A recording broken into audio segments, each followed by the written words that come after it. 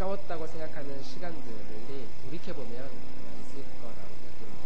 남성분들은 군대에 있던 시간이 내 인생에서 가장 아까운 시간이었다고 말씀하시는 분도 있고, 결혼하고 아이를 출산한 후에 아이를 키우면서 아무것도 하지 못했던 그 시간들이 너무 힘들었고 너무 나 자신의 발전 없이 보내는 시간이어서 너무 어려웠다. 그 시간이 참 힘들었다. 혹은 뭐 학교 다니는 학생들은 나 중학교는 다시 돌아가고 싶지 않다. 나 그 학교 다시 가고 싶지 않고 그 시간을 다시는 또 그 사람을 또 그 모임은 다시는 가지 않고 싶다는 마음을 할 때가 종종 있을 겁니다. 그런 시기들을 하나씩은 가지고 있어요. 저희는 지금 출애굽기 말씀을 가지고 오늘까지 하는 10번째 말씀을 나누고 있는데, 이제 모세는 40세가 될 때까지는 화려한 궁궐에서 삶을 살았다가 이제 광야로 가서 40년의 세월을 그냥 허비했다고 볼 수도 있고, 또 그곳에서 어떤 발전을 이루었는지, 우리 인간적으로 볼 때는 모세는 광야에서 40년 동안 아무것도 못하고 전혀 다른 직업을 가지고 살아왔던 모습으로 도대체 그 시간에 뭐하고 지냈을까? 모세가 지내었던 그 시간의 삶을 무슨 생각으로 살았을까? 광야에서 살았을까에 대한 궁금증이 생겼습니다. 40년 동안 모세는 발전하고 있었을까? 아니면 퇴보하고 있었을까? 군대를 다녀온 우리 남성분들은 2년 동안 3년인가요? 양대니선 3년이신가요? 군대를 알아두신 분들 종종 계셔가지고 개월수는 묻지 않겠습니다. 어쨌든 저는 2년 24개월이었는데 2년 동안 내가 무슨 발전을 이루었나 생각해보면, 저는 시간이 참 많이 주어진 부대에서 근무했음에도 불구하고 그때 조금만 시간을 잘 활용했으면 훨씬 더 발전했을 텐데 라는 아쉬움이 있습니다. 그 2년 동안 제가 한 과목만 정확하게 뚫었어도 전역할 때 뭐라도 좀 삶의 보람과 가치를 느끼고 전역을 했을 텐데, 참고로 저는 1년 동안 그 부대를 아주 깨끗하게 청결하게 해주는 목욕탕에서 근무를 해가지고 혼자만의 시간을 참 많이 보냈던 시간이 있었습니다. 돌이켜보면 왜 그때 좀 시간을 좀 알차게 시간을 보내지 못했을까에 대한 아쉬움이 있습니다. 우리도 종종 그런 경험들이 많이 있습니다. 그리고 후회하는 시간들, 그때 그렇게 했었어야 되는데, 그때 내가 외국에 나갔어야 되는데, 그때 내가 공부를 좀 더 했어야 되는데, 그 회사에 꼭 들어갔어야 되는데, 그 사람을 안 만났어야 되는데, 그때 소개팅 안 나갔어야 되는데, 그런 거. 프로포즈 할 때 안 된다고 말했어야 되는데 내가 이건 아닌 것 같고, 어쨌든 후회할 만한 일들, 또 다시 그 시간으로 돌아간다면 난 다른 결정을 내리고 싶다라고 하는 일들이 우리 주변에 종종 있습니다. 모세가 40세가 될 때까지는 궁궐에서 한 나라의 왕자로 그렇게 삶을 살다가 나머지 40년은 정반대예요.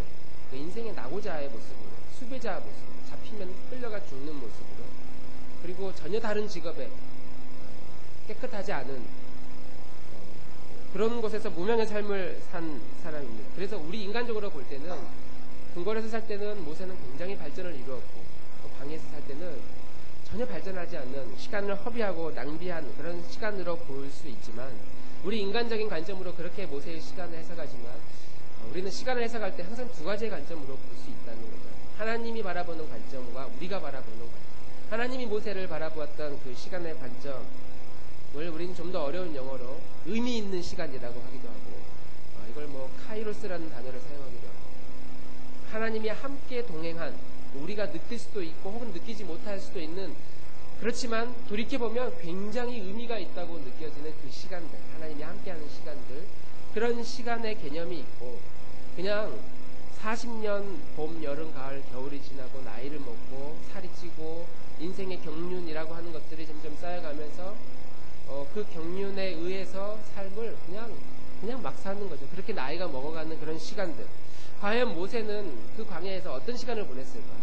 하나님이 함께하는 시간을 보냈을까? 아니면 자신의 삶을 세월과 함께 흘려보내는 삶을 살았을까? 분명한 건 후회하는 시간은 반드시 시간과 함께 흘려보내는 시간을 우리는 후회한다는 거죠. 그때 내가 뭐 했을까? 그때 그냥 뭐라도 했었어야 되는데. 그런 아쉬움들을 종종 가지고 있습니다.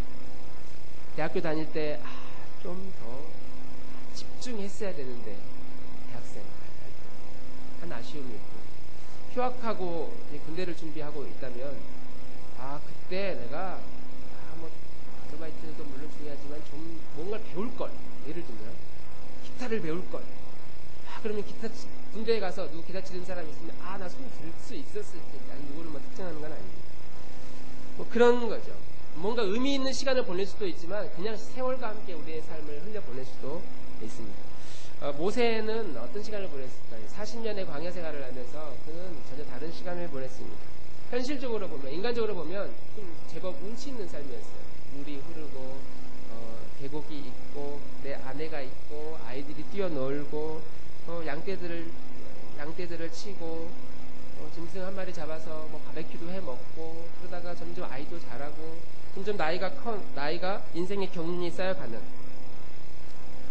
인간적으로 보면 이렇게 인생이 이런 거지 하면서 살아가는 그런 모습과 함께 모세의 마음속에 해결할 수 없었던 자기의 전혀 다른 삶의 40년, 태어났을 때부터 40세가 될 때까지 그 시간은 나에게 어떤 의미였을까? 나는 지금 그 일과 전혀 상관없는 일을 하고 있는데 나는 왜 그때 그런 삶을 만나게 되었을까?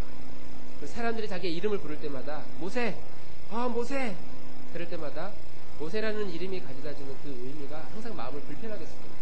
건짐을 받았다라는 그 의미의 이름 가운데 너는 지금 거기서 그 일을 할 사람이 아니라 한 나라의 민족을 건져내서 하나님의 약속의 땅으로 이끌어야 될 그런 사명을 가지고 있는 사람인데 난 여기서 뭐 하고 있나?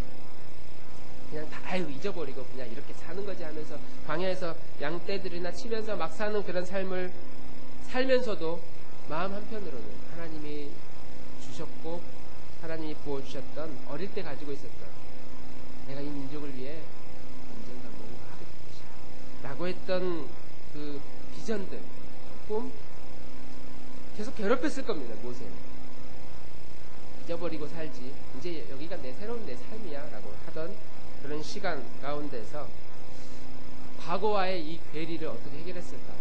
그러나 현실을 보면요, 모세는 여기 앉아있는 우리와 아주 똑같은 사람입니다. 과거에 얼마나 화려했는지 몰라도 지금은 당장 양떼들을 이끌고 먹을 걸 구하러 다니지 않으면 먹을 것을 얻지 못해서 굶어 죽을 수밖에 없는, 그리고 아이들이 뛰어놀기 위해서 뭔가 일을 해야 되는, 한 가정을 꾸려야 되는 그런 현실적인 사람입니다.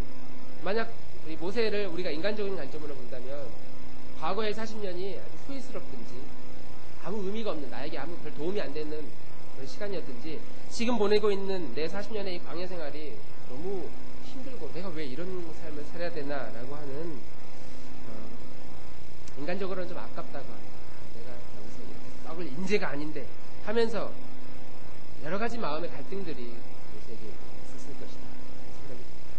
그리고 우리가 볼 때도 모세는 40년 동안 지금 뭐하고 있나, 뭔가 의미 있는 삶을 살아야지 라고 할 때에 우리 인간의 관점에서 보면 좀 아까운 시간이다라고 할 수 있겠지만, 하나님의 관점에서 보면 하나님께서 모세를 만들어가는 아주 최고의 탁월한 지혜이고 하나님의 계획이었다. 우리가 상상할 수 없는 모세에게 아주 적절한 하나님의 섭리였다는 것을 우리는 이 출애굽기 말씀을 통해 알 수 있습니다. 우리가 믿어야 될 그 사실은 하나님의 시간, 하나님의 작정과 하나님의 계획은 한치의 오차도 없이 틀림이 없다는 사실을 우리는 믿어야 된다라고 하는 것이죠. 그래서 우리가 우리 시간을 되돌아보면 아까웠다고 생각하는 시간들이 있잖아요.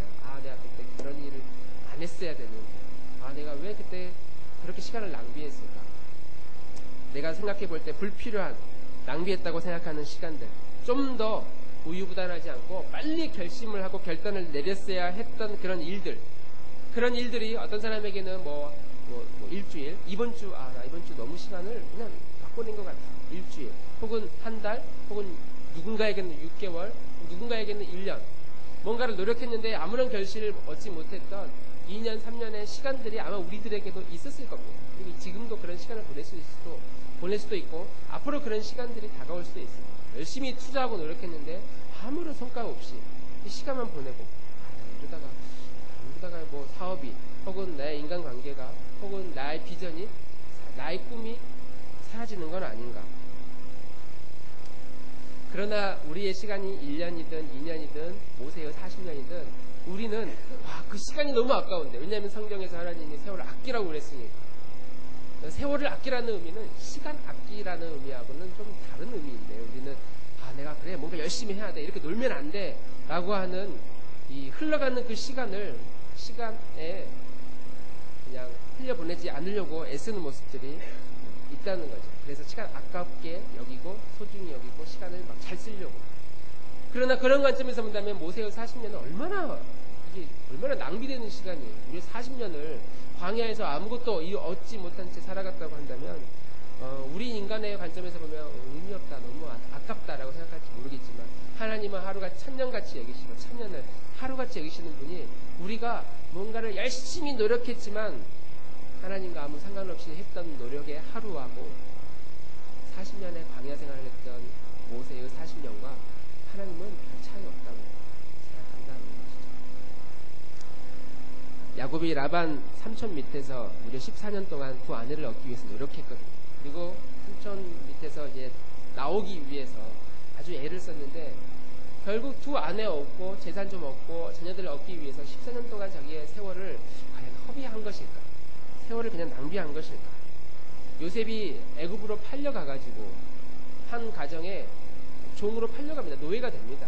아무것도 자기가 할 수 있는 일이 없는, 그냥 그 조직 안에서만 하게 되는 그런 노예의 신분으로 살고, 혹은 또 감옥에 갇히게 되고, 그런 시간들이 과연 요셉에게 아무 의미 없는 시간이었을까? 우리의 시간 가운데도 별 볼 일 없는 것처럼 느껴졌던, 그리고 너무 시간이 아깝고 내가 이렇게 쓰면 안 되라고 하는, 우리의 의지와 상관없이 보내지는 시간들이 과거에 있었고 지금도 그런 시간이 있다 할지라도, 그런 모든 시간들이 다 쓰레기통에 던져지는 건 아니라는 거죠. 과연 이 시간을 하나님은 어떻게 나를 통해 이루어 가실까? 하나님의 관점으로 나의 삶을 들여다볼 때에 내가 이거 별로 의미 없는 시간인 것처럼 보여줘도 하나님은 놀랍도록 역사의 도구로 우리의 시간들을 사용하실 줄 믿습니다. 하나님이 그 현장에 개입할 수 있다면, 그리고 내가 지금 하나님이 내 삶을 지금 다루고 계셔, 개입하고 계셔 라고 우리가 믿을 수 있다면, 그 믿음이 있다면 우리가 할 수 있는, 아주 기쁨을 할 수 있는 것이 한 가지 있는데, 그것이 순종이라는 것이죠. 내가 이해가 되지 않는 일들을 만나도 그렇지, 내가 이거 내 시간, 내 소중한 내 자원, 내 에너지, 그렇지만 이 시간과 이 삶 가운데 하나님이 개입하고 있다는 믿음을 가진다면 우리가 그렇게 어렵고 힘겨워하는 이 순종의 삶을 살 수 있다는 것이죠. 이것이 우리에게 주신 오늘 첫 번째 기도 제목이 될 것 같습니다. 우리 함께 따라해 보겠습니다. 하나님 아버지, 주님의 시선을 주십시오. 주님의 마음을 주십시오.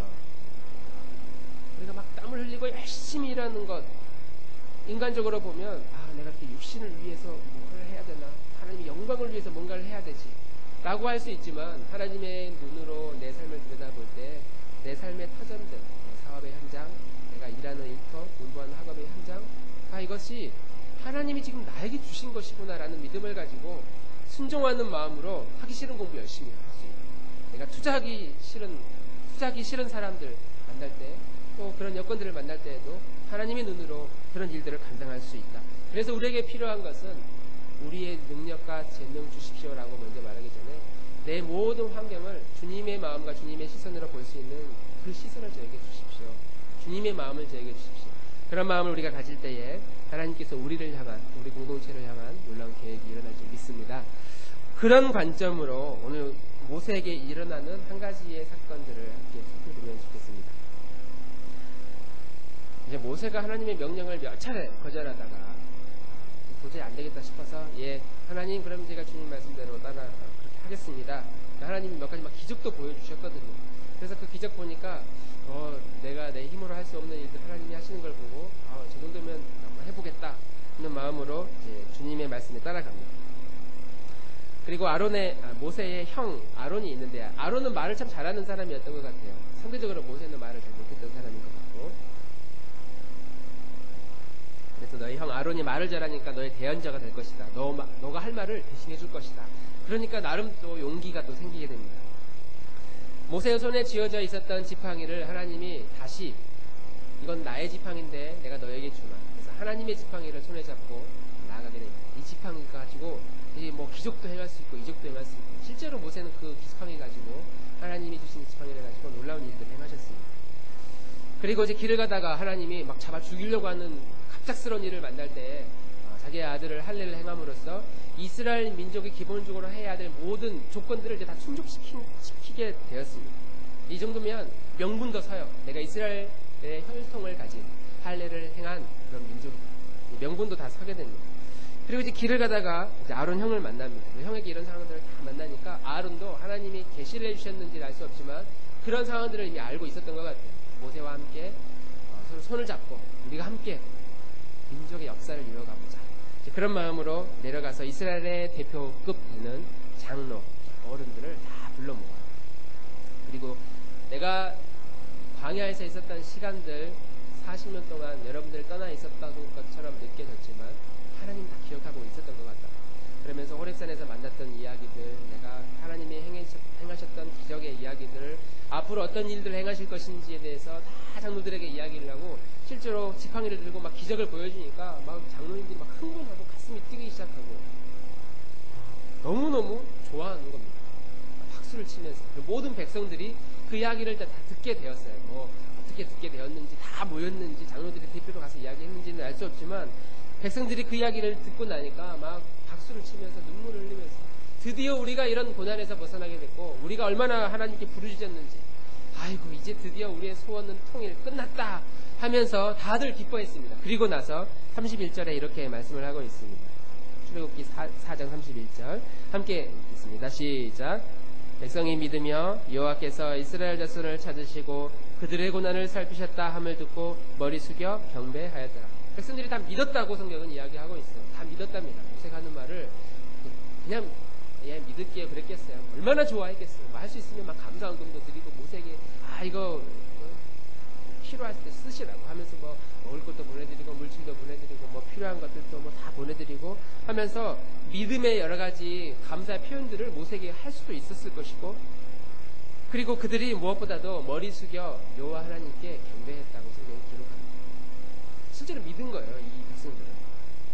그러니까 이 입장에서 중간에 낀 이 모세의 입장을 보면 얼마나 기분이 좋았겠어요. 하나님이 가라 그래서 일단 갔고 그래서 순종하는 마음으로 백성들을 만나서 앞으로 제가 이런 일을 하겠습니다. 예전에 40년 전에는 당신이 무엇이간데 우리 민족의 일을 우리 사이를 이렇게 판단하려고 그랬느냐 엊그제 죽인 사람처럼 우리도 죽이려느냐 이렇게 히브리인들이 민족이 달려들어야 되는데 정반대의 모습이에요. 40년 지나고 돌아왔더니 그리고 하나님 만나고 왔다고 그러니까 막 백성들이 경배하고 높여드리고 너무 좋아가지고 이제 우리는 고생 끝 행복 시작이다. 그래서 너무 행복하고 자신감도 생기고 용기가 났던 모세가 바로 그 자리에서 이제 바로에게 갑니다. 왕 만나가지고 독대를 바로 한 거죠. 바로의 왕에게 이제 이렇게 이야기를 합니다. 우리가 여호와를 만났고 여호와 하나님이 우리 백성들에게 제사를 드려야 되니까 제사를 드리러 우리가 광야로 가서 내 민족들을 데리고 나가서 절기를 드려야 되겠다. 광야로 좀 나가게 해달라. 당당하게 이야기를 하죠. 5장 1절의 말씀입니다. 함께 읽어보겠습니다. 시작. 그 후에 모세와 아론이 바로에게 가서 이르되 이스라엘 하나님 여호와께서 광야에서 내 앞에 절기를 지킬 것이니라 하셨나이다. 하나님의 명령을 받은 모세가 그리고 기본적인 기적을 일으킬 수 있었던 모세가 애굽 제국이라고 했을 때 거대한 제국의 왕 앞에서 당돌하게 우리 민족을 데리고 하나님께 여호와 하나님께 우리가 믿는 그 신에게 제사 드리러 우리 가겠습니다 라고 당돌하게 말할 때 바로가 깜짝 놀라면서 아니 그 여호와 하나님을 과연 내가 만났단 말이냐? 정말 그분이 예배드리라고 했단 말이냐? 그러면 속히 가서 예배 드리고 가. 이렇게 말을 해야 모세의 입장에서 모세의 계획대로 시나리오대로 좀 풀어지는 혹시 하나님이 순종하니까 이렇게 일을 풀어주시는구나. 일을 되게 만들어주시는구나. 그럴 텐데 바로 왕의 입장에서 말이 안 되는 거죠.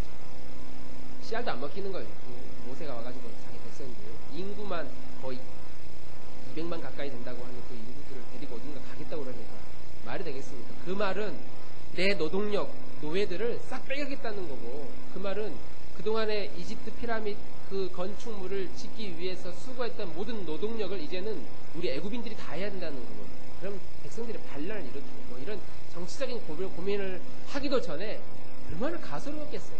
광야에서 40년 동안 막대기 하나 들고 양치던 한 모세, 과거에 같이 지냈던 인물인지는 모르겠지만 그가 와가지고 뭔가를 하겠다고 백성들을 달라고 그러니까 여기 말이 안 되는 거죠. 그래서 바로가 그렇게 이야기를 합니다. 내가 너희들을 너무 편하게 줬더니 이제는 일도 안 하려고 하고 너무 게으름을 피우는 거냐. 그러면서 그동안에는 우리가 피라미드 건축물을 짓기 위해서 모든 재료들을 다 줬는데 이제는 너희들이 재료들까지 직접 구해라. 벽돌을 구하기 위해서 벽돌을 만드는 재료를 주었는데 이제는 재료까지 직접 구해서 벽돌을 구워다가 건축을 하는데 참여해야 된다. 그리고 그 일을 하기 위해서 중간 그 관리자급이 있었다 봅니다. 그들을 불러다가 그들을 아주 때리면서 책망하고 그들에게 너희가 너무 편하게 해줬더니 이제는 너희가 직접 재료를 구해서 이 일을 이루어야 된다고. 그러니까 그제서야 이 중간 관리자급 사람들이 깨달은 거예요. 뭔가 그냥 좋은 의미로 쿡 한번 찔러 보이는 거였는지는 모르겠지만 잘못 건드렸다는 거예요. 그러니까 바로 왕을 잘못 건드렸다. 이제 현실적으로 화가 미쳤다. 우리에게 미쳤다. 큰일 났다. 이거 어떻게 하느냐. 우린 싸울 준비, 전쟁도 할 수 없는 아무런 힘이 없는 사람인데. 그래서 돌아가다가 아론과 모세가 길에 서 있는 걸 보고 만나서 막 화를 내면서 아론과 모세에게 이렇게 이야기를 합니다. 21절 말씀 함께 읽어보겠습니다. 시작. 그들에게 이르되 너희가 우리를 바로의 눈과 그의 신하의 눈에 미운 것이 되게 하고 그들의 손에 칼을 주어 우리를 죽이게 하는도다.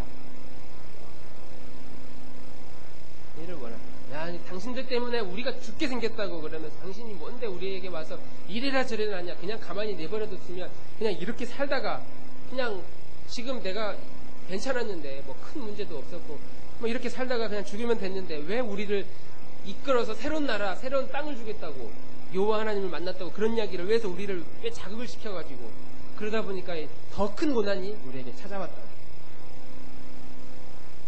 바로와 모세가 했던 그 이야기를 믿었고 그들에게 심지어 하나님을 경배하면서 너무 기뻐했던 그 민족이 바로 고난이 닥치니까 책임을 다 모세에게, 아론에게 돌려보는 거죠. 우리는 여기에서 서두에 말씀드렸던 두 가지의 관점, 우리가 사람의 눈으로 세상을 바라보는 것과 하나님의 눈으로 이 세상을 바라보는 관점에 대해서 함께 이 현장을 살펴보려고 합니다. 모세가 40년 동안 광야 생활을 하고 처음으로 하나님 만나서 애굽으로 이제 들어온 겁니다. 모세 딴에는 애굽에서 원래 살았을 때에 하나님을 위해서 하나님의 음성을 듣고 내가 이 민족을 위해 뭔가를 해봐야지라고 했는지는 모르지만 어쨌든 그 부분은 실패했어요. 그래서 광야로 도망간 신세가 되었습니다. 그리고 40년이 지나 80세가 될 때에 처음으로 하나님이 나타나셨어요. 그리고 모세야. 아니 하나님 이제 와서 왜 제 이름을 부르십니까? 그렇게 안 해요. 당신 누구십니까? 모르니까. 모세 입장에서는 처음 광야에서 하나님을 만난 겁니다. 그리고 하나님이 아주 중요한 사명을 주실 때 나 못한다고. 내가 무엇이란데 가서 당신이 무엇이란데 내가 무엇이란데 일을 할 수 있으면 못한다고. 그렇게 못한다고 몇 번 거절하다가 하나님이 막 간청하기도 하고 막 책망하기도 하고 또 기적도 보여주시고 막 지팡이의 능력도 주신다고 하시고 말할 사람 아론도 붙여준다고 하니까 한번 해볼만 할 것 같아서 순종하는 마음으로 이렇게 왔는데 순종했는데 또 반대의 일이 일어난 거죠. 이상한 일이 일어나기 시작한 겁니다. 우리는 성경에서 하나님이 나에게 말씀하셔서 내가 순종하는 마음으로 무엇을 했을 때 나에게 어떤 일이 일어날까에 대한 사소한 오해들을 많이 가지고 있습니다. 하나님이 가라고 해서 가면, 그리고 하라고 해서 하면, 그렇게 순종하면 하나님 우리는 복을 주신다고 믿죠. 그래서 성경에 실제로 레위기에도 그렇게 나와 있습니다. 너희가 내 말씀을 잘 듣고 순종하면 내가 너에게 길을 내려주겠다. 땅을 주겠다. 적들을 물리쳐 주겠다. 자손들을 번성케 해주겠다. 창고에 곡식이 넘치게 해주겠다. 문자적으로 해석하면 뭐 레위기의 시대와 우리가 살고 있는 이 시대와 다르고 왜 이때 하나님이 너희가 순종하면 복을 주겠다라고 하는 그 맥락과 우리가 순종하면 그럼 복 주시겠네라고 이해하는 맥락은 약간의 차이는 있죠. 그럼에도 불구하고 우리는 순종하면 하나님이 복을 주신다는 사실을 틀림없이 믿고 저도 그런 사실을 믿습니다. 우리가 순종할 때 하나님 우리에게 복 주실 줄 믿습니다. 할렐루야. 순종하면 복 주시죠. 그러나 우리가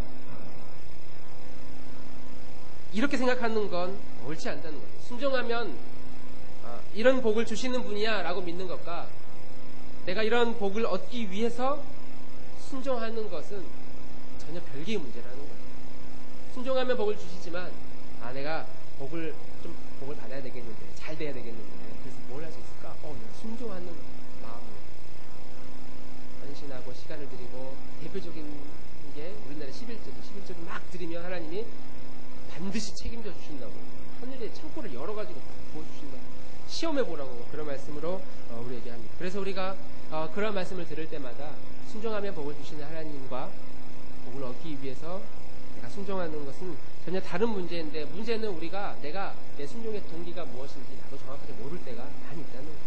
그냥 기쁜 마음으로 순전한 마음으로 하나님의 말씀대로 또 하나님의 공동체를 위해 내가 할 수 있는데 이 순종의 동기가 내가 과연 어떤 동기를 가지고 있느냐 이걸 우리가 말씀으로 확인해 볼 필요가 있다는 거죠. 감추어져 있어서 우리도 모른 채 주님을 위해 열심히 신앙생활을 할 수가 있습니다. 어떻게 해야 우리가 이런 모습을 알 수 있을까요? 내 진짜 모습은 어떤 모습인지 내가 어떻게 알 수 있을까요? 하나님이 가라고 해서 갔고 또 기도해서 응답을 주셨어요. 대학을 들어가게 하시고 시험 문이 열리고 공부의 길이 열리고 어떤 새로운 일들을 하게 되어서 순종하는 마음으로 갔는데 문제가 생길 때가 항상 문제입니다. 문제가 생길 때가 문제예요. 일이 잘 안 될 때, 상황이 꼬일 때, 내가 이상했던 일들이 일어나지 않을 때, 고난이 찾아오고 갈등들이 생기고 문제들이 여기저기서 막 터져나올 때 그 순간에 내 순종의 동기가 무엇이었는지가 드러나는 거예요. 그래서 하나님은 믿는 성도들에게 반드시 이런 고난을 주셔서 우리를 테스트하게 만드십니다. 넘어뜨리기 위해서 시험을 주는 것이 아니라 너의 믿음이 진짜인지 가짜인지를 확인하기 위해서 이런 테스트를 주신다는 거죠. 우리가 성경의 여러 인물들 중에 하나님이 테스트했던 그런 경우들이 실제로 많이 있습니다. 대표적인 게 사도 바울의 모습이죠. 바울은 원래 서아시아 지역에 내가 전도할 거점 지역들을 다 점 찍어놓고 내가 여기 언제 가서 어떤 마음으로 사역하리라 정했는데 그날 밤에 꿈속에서 환상 가운데 거기로 가지 말고 바다를 건너서 새로운 땅 마게도니아 지역으로 가요. 너가 거기에서 할 일이 있다. 하나님이 환상 가운데 얼마나 바울이 뜨거웠던 시간이었습니다. 그 순간이. 천사가 나타나서 하나님이 나타나서 환상 가운데 와서 우리를 좀 도와달라는 그 음성을 듣고 거절할 이유가 없죠. 모든 계획 다 취소하고 하나님이 이쪽으로 가라라고 해서 순종하는 마음으로 배 타고 건너갔습니다. 그리고 그곳에서 만났던 첫 번째 성읍이 빌립보라는 성읍이었어요. 그리고 그 빌립보에 매는 편지가 빌립보서예요. 물론 세월이 지난 다음에. 그 빌립보에 갔는데 열심히 복음을 전했는데 거기서 문제가 생겼어요.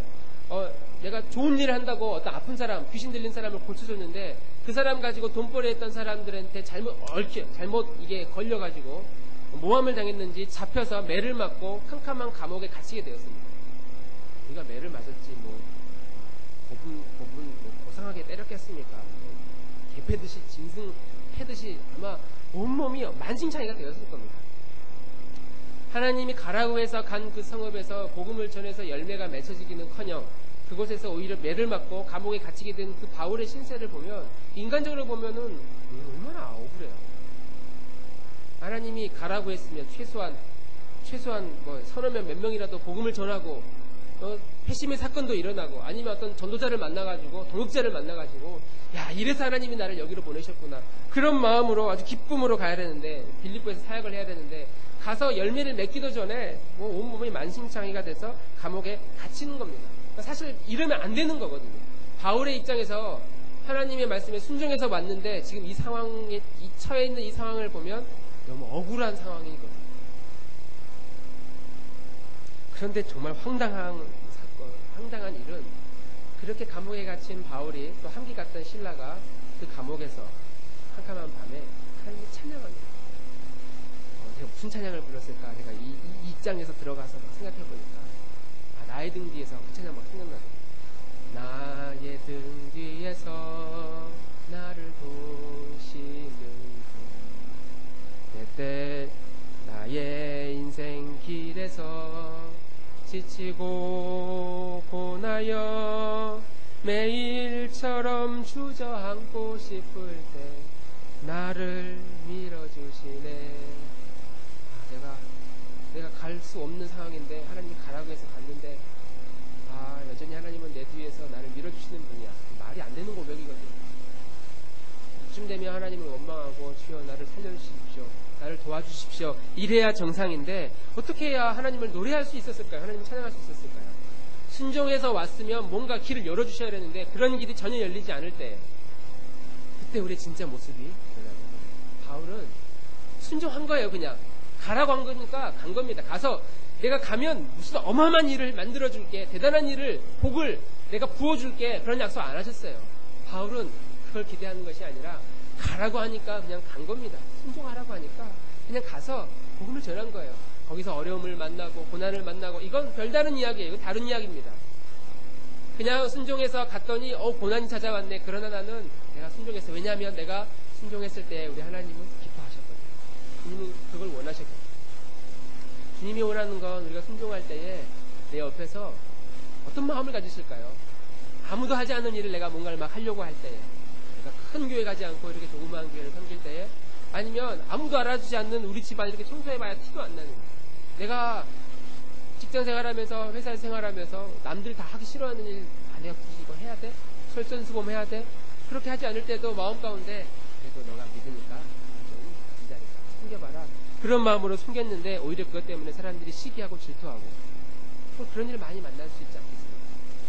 그럼에도 불구하고 그런 일을 할 때에 나 이 좋은 일을 했는데 사람들이 싫어해요, 저 앞으로 안 할 거예요, 그게 아니라 우리가 순종하는 마음 자체를 우리 하나님은 기뻐하시는 거예요.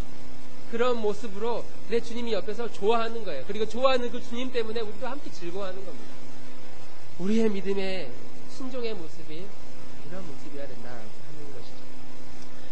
또 하나, 우리 마음 가운데 그런 마음이 있어요. 순종하지 않으면 하나님이 벌을 내리실지도 몰라. 내가 이거 하지 않으면 내가 주님을 위해 열심히, 주님이 자꾸 이런 마음을 주시는데 내가 이거 안 하면 하나님이 벌을 주실지도 몰라. 이런 두려움이 있죠. 그러나 그 두려움의 마음을 거꾸로 이야기해보면, 내가 하지 않으면 벌을 주시는데 만약에 하면 벌을 주실 거야. 내 마음에 그런 마음, 관점이 암묵적인 내 모습이 있다는 것이죠. 하나님은 그러한 모습까지도 다 버리기를 원하시는 거예요. 순종하면 하나님이 기뻐하시죠. 제사보다 낫다고 말씀하셨고, 예배드리는 것보다 순종하는 것을 우리 주님은 기뻐하세요. 그 자체를 하나님은 기뻐하십니다. 거기까지 하나님이 기뻐하시면, 우리 주님이 좋아하시는 일이라면 우리는 거기까지 주님 한 분만으로 저는 만족합니다. 괜찮습니다. 뭘 저에게 해주지 않아도 그것만으로도 저는 너무 감사합니다. 만약 우리가 그렇게 할 수 있다면 하나님은 우리를 테스트 했을 때에 점수를 많이 주시겠죠. 종종 저희 아이들에게 제가 하도 말을 안 듣는 남자아이들에게 말 잘 듣게 하기 위해서 점수를 줍니다.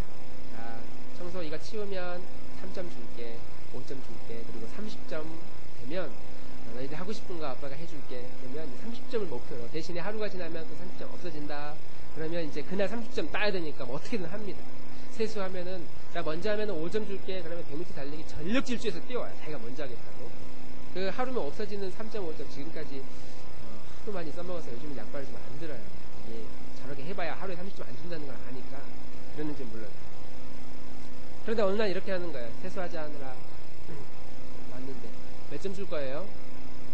대놓고 먼저 이야기를 하는 거예요. 밥 먹어야지, 밥 먹어라, 와라. 몇 점 줄 거예요? 먹지 마. 그런 마음이 막 입에서 여기까지 나오는 거예요. 씻지 마. 그냥 내비둬. 그런 마음이 막 드는 거예요. 왜냐하면 너희들을 위해서 점수를 주면서 일을 하면, 씻고 먹고 챙기면, 부지런해지면 너희들에게 좋은 습관을 길러주는 거니까 좋다고 생각했는데 나중에는 대가를 계속 바라는 거야. 아이들이니까 그럴 수 있죠. 그런데 우리가 하나님께 그런 대가를 바라는 마음이 있다면 우리 하나님은 우리를 마지막 날까지 온전한 모습으로, 적당한 그리스도인이 아니라 온전한 모습으로 우리를 키우려고, 세우려고 하실 때에 우리의 작은 사사로운 그런 감정, 숨겨져 있는 나의 모습까지라도 하나님이 드러내게 하셔서 우리를 바꾸시고 고치신다는 것이죠.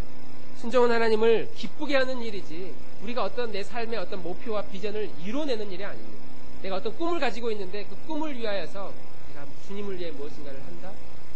우리의 마음 가운데 그런 마음이, 주님 뭐 다 괜찮아요, 그리 아니하실지라도 하나님 좀 감사합니다, 저는 괜찮습니다 라는 믿음으로 우리가 하나님 앞에 나아갈 수 있다면 하나님은 그러한 우리의 모습을 보면서 점수를 주신다는 것이죠. 내가 순종했을 때 그 순종함 때문에 대단한 일이 일어나지 않아도 하나님이 우리에게 뜻을 주셔서 공동체를 세우게 하시고 교회를 세우게 하셔서 한 10년 지났는데 성도가 한 5명, 10명, 20명, 뭐 다른 교회 막 보고 와 이렇게 보면은 막 100명, 200명 늘어나고 막 건축도 하고 그런 일들이 우리 주변에 일어나도 우리가 하나님의 뜻 가운데 순종했다고 믿어서 그런 일이 우리에게 일어나지 않아도 우리는 이것을 기뻐하셨다면 그것으로 만족합니다. 지금 우리에게 주신 하나님의 일들을 묵묵히 감당하고 나아가는 것, 그것만으로도 우리는 감사할 수 있고 이것이 하나님의 뜻이다라고 하는 것이죠. 하나님 우리의 중심을 보셔서 우리와 그런 관계를 계속 누리기를 원하세요. 나 너무 너 때문에 나 너무 좋다. 주님 제가 이렇게 해서 너무 기쁘시죠? 주님 제가 기도하기로 마음 먹었어요. 기쁘시죠? 주님 제가 헌신하기로 마음 먹었어요. 다짐했어요. 주님 좋으시죠? 주님이 좋으면 그것만으로 저는 만족합니다. 우리를 향한 하나님의 마음이, 하나님의 계획이, 뜻이 바로 이런 인격적인 관계이다라고 하는 것이죠. 오늘 모세의 이야기를 들어보면 상황이 완전히 엉망진창이 됐어요. 순종하는 마음으로 40년 자기의 거처를 다 떠나서 애굽으로 들어와서 백성들에게도 말하니까 막 너무 좋아하고 뭔가 이루어질 것처럼 느껴졌는데 막상 바로 왕을 만나고 보니까 이 일들이 완전히 엉망진창이 돼서 오히려 내 백성들은 더 많은 고난을 받게 되어버렸습니다. 그리고 그들이 예전처럼 똑같이 모세와 아론을 비난하기 시작합니다. 당신 때문에 우리가 이게 뭐가 됐냐고. 예전에는 그냥 먹을 거라도 생겼는데 이제는 이 먹을 것도 구하지, 먹을 것을 구할 그 시간에 우리는 재료를 구하기 위해 더 많은 고생을 해야 된다고 그러면서 막 이야기할 때 모세가 그런 비난을 받을 때 이런 본성이 드러나는 거예요. 가만히 있으면 됐는데요. 하나님 앞에 가가지고 이렇게 퍼붓는 겁니다. 22절 23절 말씀 함께 마지막으로 읽어보겠습니다. 시작. 모세가 여호와께 돌아와서 주여 어찌하여 이 백성이 학대를 당하게 하셨나이까? 어찌하여 나를 보내셨나이까? 내가 바로에게 들어가서 주의 이름으로 말한 후로부터 그가 이 백성을 더 학대하며 주께서도 주의 백성을 구원하지 아니하시나이다. 우리는 하나님 앞에 순종하면 뭔가 대단한 일이 일어날 거라고 생각합니다. 1년 동안 내가 주일 한 번도 안 빠지고 개근했으니까 뭔가 좀 내가 아니면 내 자녀에게라도, 내 세대가 아니면 내 다음 세대라도 복 주시겠지. 하나님의 말씀은 우리가 순종하면 복을 주신다라는 그 약속의 말씀을 저는 믿고 하나님 우리에게 무엇을 주실까 기대하는 마음을 항상 가지고 있습니다. 그럼에도 불구하고 우리의 순종은 내 삶의 무엇인가를 이뤄내는 도구가 아니라는 것이죠.